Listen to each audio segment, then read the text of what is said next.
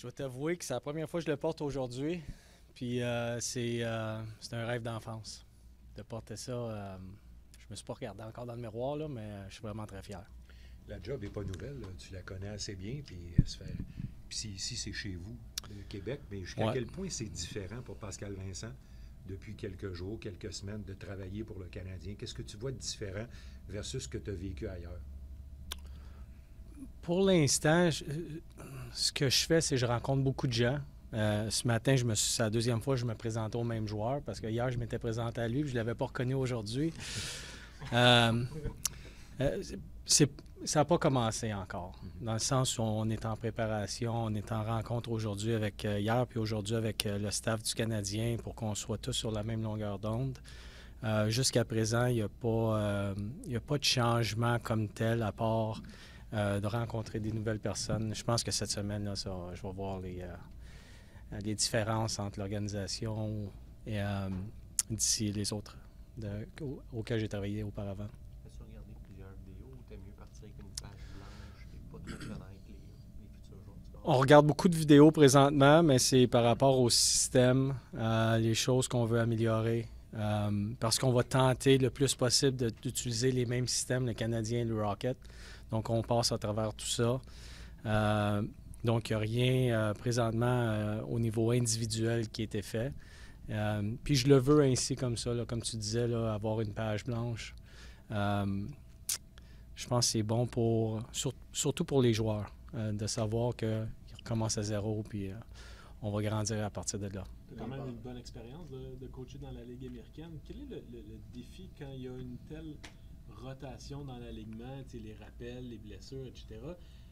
Quel est le défi de pouvoir maintenir justement un système avec un personnel qui est aussi changeant, qui est souvent plus changeant que celui de la Ligue nationale? Oui, le plus gros défi, je te dirais, là, c'est les joueurs qui viennent de la East Coast qui montent pour la Ligue américaine. Ça, on va être obligé de passer du temps avec ces gens-là, mais les joueurs qui passent du Rocket au Canadien, puis de Montréal à Laval, on devrait être pas mal tous sur la même longueur d'onde. Puis c'est une des raisons pour lesquelles on veut jouer les mêmes systèmes et avoir le même langage pour que cet ajustement-là là, soit relativement simple. Par rapport aux discussions hockey avec le staff du Canadien, t'en parlais. Qu'est-ce qui t'a le plus frappé de Martin Saint-Louis dans les échanges que vous avez eus jusqu'à maintenant?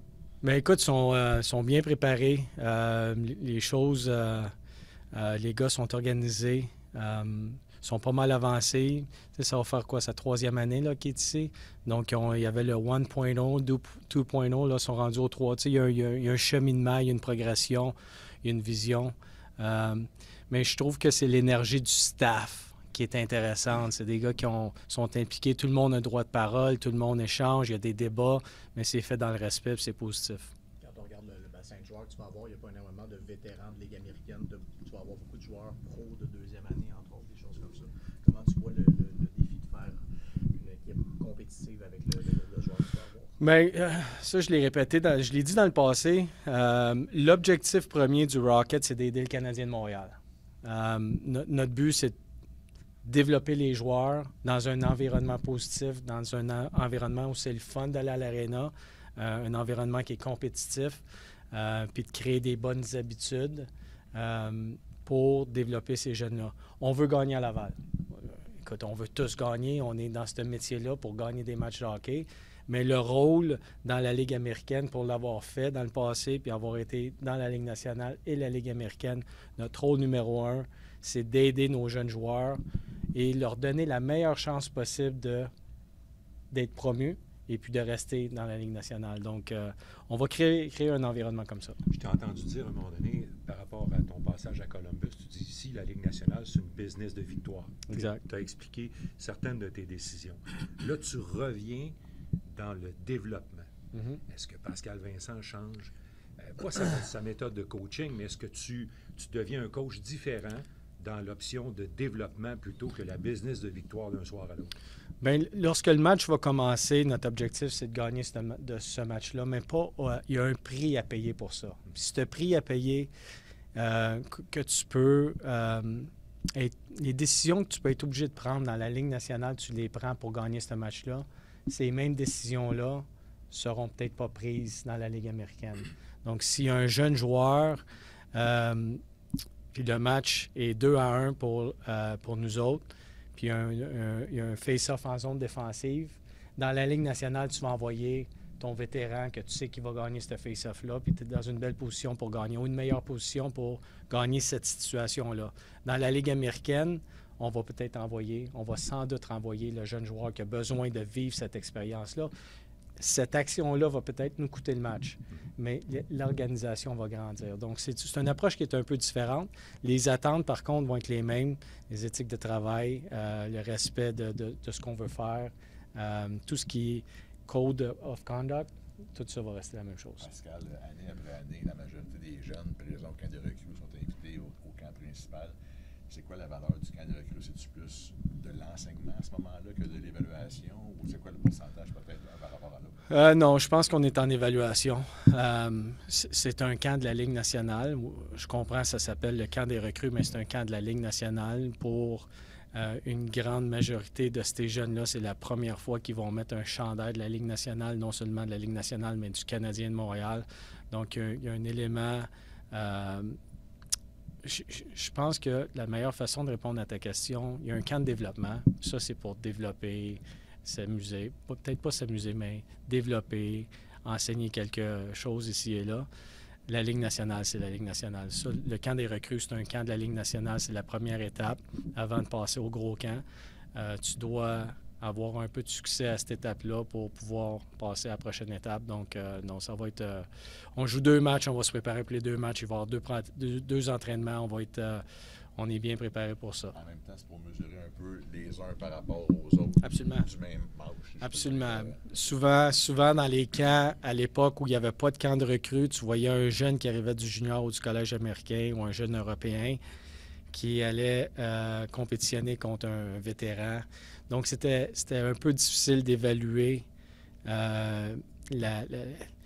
les aspects que tu veux évaluer de ce jeune-là parce que sa compétition n'était pas, c'était pas fair. Ouais. Je fais une parenthèse des recrues canadiens acquis Patrick Laine il y a quelques semaines. On sait que ce joueur-là, c'est un joueur qui arrive avec un certain... Ouais, c'est ça. Je suis content de te l'apprendre ce matin. Merci. C'est un gars qui arrive avec un certain bagage. Que votre relation l'année passée avait fait jaser quand tu l'avais benché. Il avait dit que ça avait été très humiliant. C'est le bon mot. Peux-tu nous parler de ce joueur-là et de ton expérience avec lui? Écoute, dans une saison de hockey, il y a des hauts et des bas. Notre job en tant qu'entraîneur, c'est de pousser les joueurs à être le meilleur d'eux-mêmes. Ma relation avec Patrick a tout le temps été bonne. Mais en fait, je l'ai vu juste avant de monter ici. On s'agace tout le temps. S'il va à Columbus, je l'ai suivi à Columbus. Je m'en viens à Montréal, il s'en vient à Montréal. On se suit un peu partout. On a une très bonne relation. C'est un jeune homme qui a tellement de talent, qui a des possibilités d'aider une équipe que j'ai rarement vue. Probablement le joueur le plus talentueux que j'ai jamais coaché. C'est une bonne personne.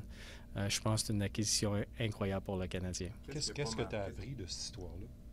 De quelle histoire? Avec Laine. Toi, comme coach, as-tu ramassé quelque chose de cette affaire-là? Je comprends pas. Qu'est-ce que tu as appris comme entraîneur en mettant une star de ton équipe sur le bout du banc? Ce que ça déclenche comme raz-de-marée médiatique, puis les choses qui suivent après, comment tu en parles avec le joueur? Qu'est-ce que tu as appris? Je pense que ça, c'est des cas par cas. Puis la situation qu'on faisait face à ce moment-là était une décision qu'on avait prise en tant qu'organisation. Mais il y a des choses qui sont passées aussi qui vont rester au privé, évidemment. Donc, j'ai appris que la communication est super importante. Tu le connais depuis longtemps, vous suivez partout, vous blaguez là-dessus, mais c'est quand même un gars de son standing qui est rendu à sa 3e organisation à son âge. Qu'est-ce qui n'a pas marché à Winnipeg, à Columbus, qui fait qu'il justement il a été changé pour une 2e fois déjà? Parfois, c'est juste le timing puis d'être à la bonne place au bon moment. Je pense qu'il y a des joueurs qui ne sont jamais échangés et qui auraient dû être échangés 10 fois.